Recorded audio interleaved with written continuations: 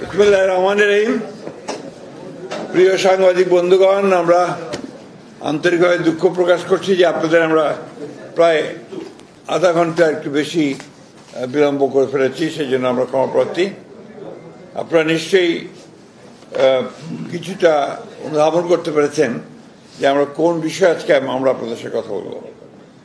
তা আমি শুরু করছি একদম প্রথম থেকে, কারণ সময় লাগবে তো। প্রিয় সাংবাদিক ভাই ও বোনেরা, আসসালামু আলাইকুম। দীর্ঘ 16 বছরের ফ্যাসিবাদ বিরোধী গণতান্ত্রিক সংগ্রামের ধারাবাহিকতায় 2024 সালের জুলাই আগস্টে ছাত্র শ্রমিক জনতার গণ অভ্যুত্থানের মধ্য দিয়ে বাংলাদেশে এক নতুন গণতান্ত্রিক অভিযাত্রার সূচনা হয়। গণ অভ্যুত্থানের মাধ্যমে রাষ্ট্র ব্যবস্থা, রাষ্ট্রীয় কাঠামোর গণতান্ত্রিক সংস্কার, জাতীয় প্রত্যাশা এবং শহীদদের আকাঙ্ক্ষা পূরণের এক ঐতিহাসিক সুযোগ সৃষ্টি হয়। এখানে উল্লেখ্য যে বিএনপি গণতান্ত্রিক গণ অভ্যুত্থানের প্রায় 1 বছর পূর্বেই 2023 সালে রাষ্ট্রীয় কাঠামো গণতান্ত্রিক সংস্কারের লক্ষ্যে জাতির সামনে 31 দফা উপস্থাপন করে। আমি রিপিট করছি যে 2023 সালে রাষ্ট্রীয় কাঠামোর গণতান্ত্রিক সংস্কারের লক্ষ্যে জাতির সামনে 31 দফা উপস্থাপন করে।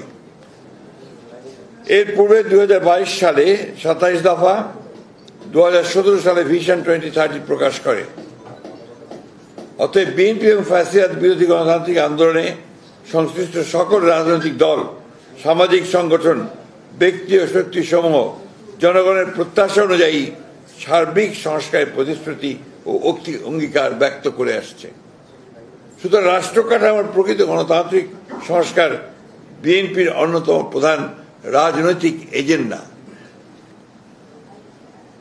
গণ অভ্যুত্থান পরবর্তীতে বর্তমান অন্তর্বর্তীকালীন সরকার কর্তৃক ঘোষিত ও গঠিত সংস্কার কমিশনগুলোকে আমরা স্বাগত জানিয়েছি। সংস্কার কমিশনগুলোর কাছে আমরা সংবিধান, বিচার বিভাগ, নির্বাচনী ব্যবস্থা সংস্কার, প্রশাসন, দুর্নীতি দমন কমিশন ও পুলিশ প্রশাসন সংক্রান্ত বিষয়ে আমাদের দলের পক্ষ থেকে বিস্তারিত মতামত প্রদান করেছি।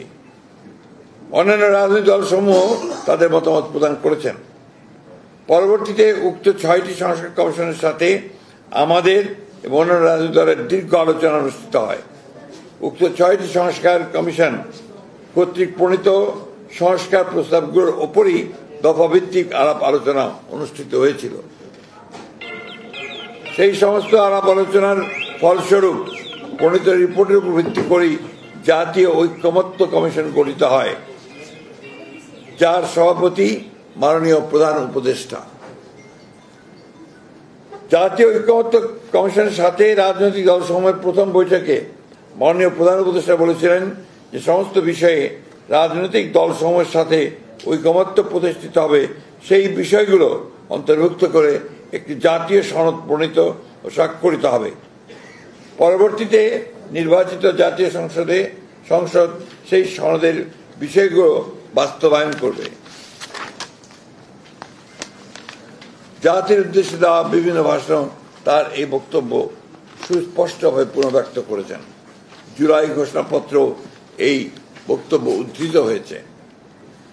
জাতীয় ঐক্যমত্য কমিশনের দীর্ঘ ধারাবাহিক আলোচনায় কিছু কিছু বিষয়ে কিছু কিছু রাজনৈতিক দলের ভিন্ন মত, নোট অফ ডিসেন্ট সহকারে ঐকমত্য হয়েছে। জুলাই জাতীয় সনদ 2025 যেভাবে প্রণীত হয়েছে তাতে নোট অফ ডিসেন্টের এই অংশ বক্তব্য স্পষ্ট উল্লেখ আছে যে ভিন্ন মত, নোট অফ ডিসেন্ট প্রদানকারী কোন রাজনৈতিক দল বা জোট তাদের নির্বাচনী ইশতেহারে উল্লেখপূর্বক যদি জনগণের ম্যান্ডেট লাভ করে তাহলে তারা সে মতে ব্যবস্থা গ্রহণ করতে পারবে। এখানে উল্লেখ্য যে জাতীয় ঐক্যমত্য কমিশনের সকল অনুষ্ঠান বিটিভি সহ অন্যান্য ইলেকট্রনিক মিডিয়ায় সম্প্রচারিত হয়েছে, যা সমস্ত জাতি প্রত্যক্ষ করেছে।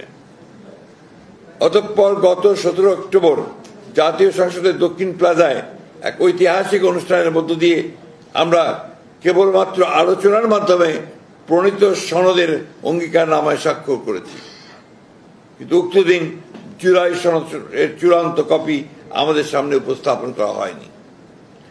পরবর্তীতে প্রিন্টেড পুস্তক হিসেবে জুলাই জাতীয় সনদের কপি আমরা হাতে পাওয়ার পর আমাদের দৃষ্টিগোচর হয়েছে ঐক্যমত্যের ভিত্তিতে সম্মত কয়েকটি দফা আমাদের অগোচরে পুনরায় সংশোধন করা হয়েছে। যেমন মরহুম শেখ মুজিবুর রহমানের ছবি সরকারি বেসরকারি অফিসে টাঙানো সংক্রান্ত বিধান অনুচ্ছেদ 4 ক বিলুপ্ত করার বিষয়টি সনদে অন্তর্ভুক্ত করা হয়নি, যদিও প্রায় সকল রাজনৈতিক দল সম্মতিপত্র দিয়েছিলেন। খ সংবিধানের 150(2) অনুচ্ছেদ 5, 6, 7 তফসিল পুরোপুরি বিলুপ্ত করার বিষয়ে ঐকমত্য কমিশনের প্রস্তাব বিষয়ে প্রায় সকল রাজনৈতিক দল সম্মতি প্রকাশ করলেও অগোচরে সেটা চূড়ান্ত সনদে সংশোধনী আনা হয়েছে। জুলাই সনদ 2025-এর বাস্তবায়নের প্রক্রিয়া সম্পর্কে জাতীয় ঐকমত্য কমিশনের 28 অক্টোবর সরকারের কাছে পেশ করা হয়েছে। প্রধান উপদেষ্টার কাছে প্রেরিত চিঠিতে জাতীয় ঐকমত্য কমিশনের সভাপতি হিসাবে মাননীয় প্রধান উপদেষ্টাও একজন দস্তখতকারী বটে। ঐকমত্য কমিশন এবং সরকার একই অঙ্গ হিসেবে প্রতীয়মান হয়।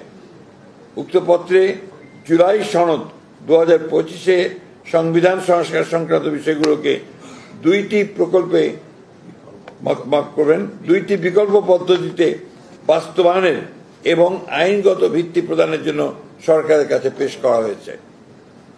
চিঠিতে বলা হয়েছে, জুলাই জাতীয় সনদ 2025-এ সন্নিবেশিত সংবিধান সংশোধন সংক্রান্ত বিষয়গুলো কার্যকর করার উদ্দেশ্যে সরকার জুলাই সনদ সংবিধান সংস্কার বাস্তবায়ন আদেশ 2025 শিরোনামে একটি আদেশ জারি করবে। এরূপ প্রস্তাবিত আদেশের একটি খসড়া সংযুক্তি 2-এ, সংযুক্তি 3-এ সংযোজিত করা হয়েছে। সরকার এরকম আদেশ জারি করার এখতিয়ার নাই। সংবিধানের 152 নম্বর অনুচ্ছেদের সংজ্ঞা অনুসারে আদেশ আইনের মর্যাদা প্রাপ্ত, অতএব সেটি জারি করা এখতিয়ার রাষ্ট্রপতি। বিকল্প প্রস্তাব 1-এ সরকার জুলাই সনদ বাস্তবায়নের লক্ষ্যে একটি পূর্ণাঙ্গ খসড়া বিল গণভোটে উপস্থাপন করা হবে বলে উল্লেখ করা হয়েছে। বিলের তফসিল 1-এ সংস্কার প্রস্তাবসমূহ সন্নিবেশিত করা হয়েছে। বলা হয়েছে বিল সরকারি গেজেটে প্রকাশ করা হবে। বিলে উল্লেখ করা হয়েছে যে সংবিধান সংশ্লিষ্ট তফসিল 1 বর্ণিত 48টি দফার জাতীয় ঐকমত্য কমিশনের প্রস্তাবিত দফাগুলি উপরে গণভোট হবে। উক্ত দফাসমূহের বিপরীতে স্বাক্ষরিত জুলাই জাতীয় সনদে অন্তর্ভুক্ত রাজনৈতিক দলসমূহের মতামত, ভিন্ন মত, নোট অফ ডিসেন্ট উল্লেখ করা হয়নি। অর্থাৎ ঐকমত্য কমিশনের প্রস্তাব এবং সুপারিশ একপেশে ও জবরদস্তিমূলক জাতির উপর চাপিয়ে দেওয়ার চেষ্টা করা হয়েছে। তাহলে এটাই প্রতীয়মান হয় যে দীর্ঘ 1 বছর ব্যাপী সংস্কার কমিশন ও জাতীয় ঐকমত্য কমিশনের সাথে রাজনৈতিক দলসমূহের দীর্ঘ ধারাবাহিক আলোচনা ছিল অর্থহীন, অর্থ ও সময়ের অপচয়, প্রহসনমূলক এবং জাতির সঙ্গে প্রতারণা। গণতন্ত্রের রাজনৈতিক দলগুলোর ভিন্নমত থাকবে, এটাই স্বাভাবিক। সে কারণে সংলাপের প্রয়োজন দেখা দিয়েছিল। কিন্তু ঐকমত্য কমিশন ভিন্নমত পোষণে রাজনৈতিক দলগুলোর গণতান্ত্রিক অধিকারকে আমলেই নেয়নি। উক্ত বাস্তবায়ন আদেশে বলা হয়েছে, জাতীয় সংসদের সাধারণ নির্বাচনে নির্বাচিত প্রতিনিধিগণের সমন্বয়ে জাতীয় সংসদ গঠিত হওয়ার পাশাপাশি একই সঙ্গে একটি সংবিধান সংস্কার পরিষদ গঠিত হবে এবং তারা আলাদাভাবে সংসদ সদস্য এবং সংবিধান সংস্কার পরিষদ সদস্য হিসেবে শপথ নেবেন। অর্থাৎ নির্বাচিত জাতীয় সংসদটি একই সঙ্গে সংবিধান সংস্কার পরিষদ হিসেবে অভিহিত হবে। ঐকমত্য কমিশনের সঙ্গে রাজনৈতিক দলগুলোর আলোচনায় সংবিধান সংস্কার পরিষদ গঠনের বিষয়টি এজেন্ডাভুক্ত ছিল না, আলোচনার জন্য উপস্থাপিত হয়নি। সংবিধান সংস্কার পরিষদ গঠনের বিষয়ে কোনো ঐকমত্য হওয়ার অবকাশও ছিল না। উল্লেখ্য, জাতীয় কোনো সংবিধান সংস্কার পরিষদ গঠন করতে হলে তাও পরবর্তী জাতীয় সংসদের সিদ্ধান্ত নিতে হবে। উল্লেখ্য, জাতীয় কোনো সংবিধান সংস্কার পরিষদ গঠন করতে হলে তাও পরবর্তী জাতীয় সংসদের সিদ্ধান্ত নিতে হবে। তবে বলা হয়েছে উক্ত বাস্তবায়ন আদেশ অনুসারে অনুষ্ঠিত গণভোটে যদি ইতিবাচক সম্মতি পাওয়া যায় তাহলে সংবিধান সংস্কার বিলটি সংবিধান সংস্কার পরিষদ তার দায়িত্ব পালনে সহায়ক হিসেবে বিবেচনা করবে। জাতীয় সংসদ নির্বাচন ও গণভোট অনুষ্ঠান হওয়ার পূর্বেই এই ধরনের প্রিএমটিভ পদক্ষেপ আদৌ গ্রহণযোগ্য নয়। বলা হয়েছে, সংবিধান সংস্কার পরিষদ প্রথম অধিবেশন শুরুর তারিখ হতে 270 পঞ্জিকা দিবসের মধ্যে যদি সংস্কার সম্পন্ন করতে ব্যর্থ হয়, তাহলে গণভোটে অনুমোদিত সংবিধান সংস্কার বিলটি স্বয়ংক্রিয়ভাবে সংবিধানে অন্তর্ভুক্ত হবে, যা সম্পূর্ণ অযৌক্তিক, উদ্দেশ্য প্রণোদিত ও হাস্যকর। জাতীয় সংসদের অনুমোদনের পর যে কোনো বিল রাষ্ট্রপতির অনুমোদন পত্রের পরই কেবল আইনে পরিণত হয়। স্বয়ংক্রিয়ভাবে সংবিধান অন্তর্ভুক্ত হওয়ার কোনো সুযোগ নেই। তা গণতান্ত্রিক রীতি ও সংসদীয় সার্বভৌমত্বের পরিপন্থী। বিকল্প 2 প্রস্তাবে জুলাই সনদ আদেশের বিষয়টি বিল আকারে না দিয়ে সংবিধান সংস্কার সম্পর্কিত প্রস্তাবসমূহ সরাসরি গণভোটে উপস্থাপন করা হবে মর্মে উল্লেখ করা হয়েছে। এক্ষেত্রে ঐকমত্য কমিশনের আলোচনাকালে বিভিন্ন বিষয়ে রাজনৈতিক দলসমূহ কর্তৃক প্রদত্ত মতামত, ভিন্নমত ও নোট অফ ডিসেন্ট গণভোটে উপস্থাপনের সুযোগ রাখা হয়নি। চিঠিতে বলা হয়েছে, জাতীয় সংসদ নির্বাচনের পূর্বে অথবা নির্বাচনের দিন উক্ত আদেশ অনুযায়ী গণভোট নির্বাচন করা যেতে পারে। এখানে উল্লেখ করা প্রয়োজন যে বিএনপি জাতীয় ঐক্যের স্বার্থে জুলাই সনদের আইনি ভিত্তি রচনা এবং জনগণের সম্মতি গ্রহণের জন্য জাতীয় সংসদ নির্বাচনের দিনেই গণভোটের প্রস্তাব করেছিল। 2026 সালের ফেব্রুয়ারি মাসের প্রথমার্ধে নির্বাচন অনুষ্ঠানের ঘোষণা দিয়েছিলেন প্রধান উপদেষ্টা। সেক্ষেত্রে নির্বাচন অনুষ্ঠানের আগে প্রস্তাবিত গণভোট অনুষ্ঠান সম্ভব নয়। সময় স্বল্পতা, নির্বাচন অনুষ্ঠানের জন্য বিপুল অঙ্কের ব্যয় এবং আইন শৃঙ্খলা বাহিনী সহ ব্যাপক লোকবল নিয়োগ এবং একটি জাতীয় সংসদ নির্বাচন অনুষ্ঠানের মতো বিশাল আয়োজনের বিবেচনায় নির্বাচনের পূর্বে গণভোট অনুষ্ঠান অপ্রয়োজনীয়, অযৌক্তিক এবং অবিবেচনাপ্রসূত।